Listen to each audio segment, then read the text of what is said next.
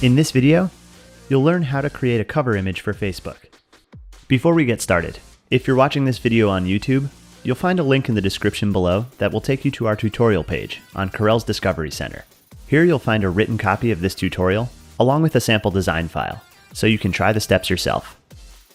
The current dimensions for a Facebook cover image are 820 by 360 pixels. It's important that you upload an image that's exactly that size, otherwise Facebook will resize the image for you, which can lead to a loss of resolution.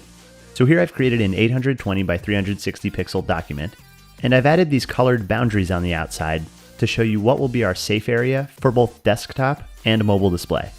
The desktop display will be a little bit wider, so you can see there's a bit cut off the top and bottom, and the mobile display will be a bit narrower, but also a bit taller, so it's cutting some off on the sides. So the first thing we'll go over is how to set up your document to meet these specifications, and then how to use guidelines to make sure that your design is within that safe zone. So first we'll come up to File, New, we'll name our document, then we'll open up our presets and choose Web, which will automatically set us in the proper color mode and at the appropriate DPI.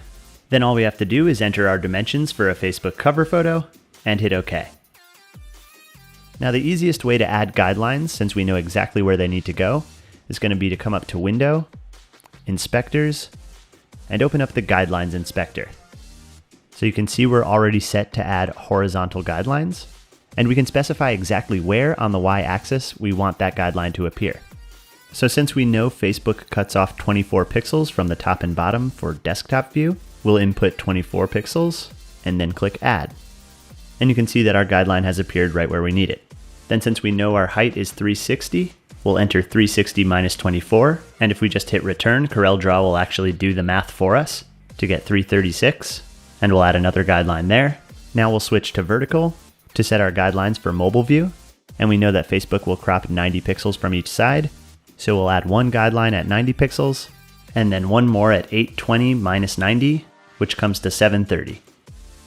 And now your document's all set up so that you can make sure you're designing within the safe zone for both desktop and mobile views.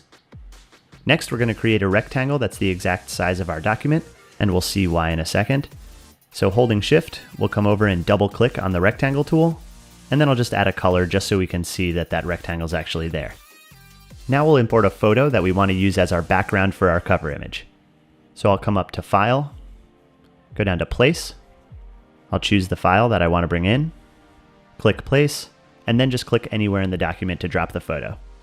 So as you can see, this photo is a little bit too big and doesn't exactly match the dimensions we need for a Facebook cover photo. So rather than taking the time to open that photo in a separate document and crop it to our dimensions, we'll use CorelDraw's Power Clip function. To do that, just right-click on the photo, choose Power Clip Inside, and when your cursor changes to that little curved arrow, just go ahead and click on that rectangle that we created. And as you can see, any part of our photo that's outside that rectangle is now cropped.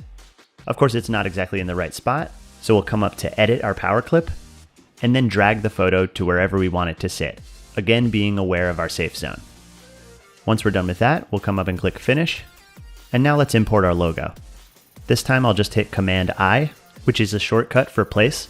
I'll find my logo, and considering our background photo is kind of dark, I'm actually going to choose a white version of this logo. So we'll place that in the document and go ahead and align it so that it looks nice within our safe zone. That looks pretty good, so the last thing we have to do is export our document for Facebook. So come up to File, Export to, and choose Web. Then under File Format, we'll choose JPEG. Both JPEG and PNG work well with Facebook, but JPEG is a little better for mixed tones like we have in our photograph. And all of these settings are ready to go for web output. So we'll click Save As, choose where to save our photo, and that's it. You now have a perfectly sized Facebook cover photo. If you're watching this video on YouTube, you'll find a link in the description below that will take you to our tutorial page on Corel's Discovery Center. Here you'll find a written copy of this tutorial along with a sample design file, so you can try the steps yourself.